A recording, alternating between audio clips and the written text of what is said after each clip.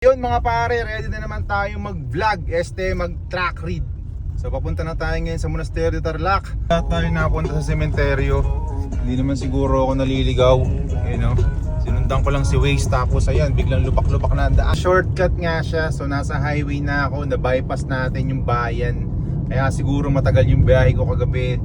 Wala lahat ng bayan, dinaanan Parang iba tong nadaanan ko. Mas maikli siya pero iba.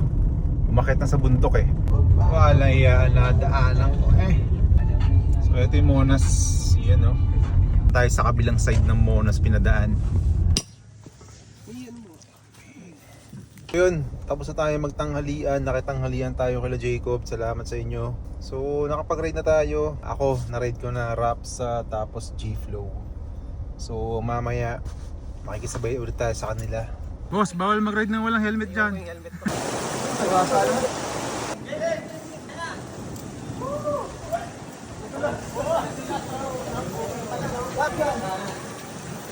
Tayo na pa. Good luck, ingat. Ano ka sa'yo bababa, Kuis? Ngayon na. Tara.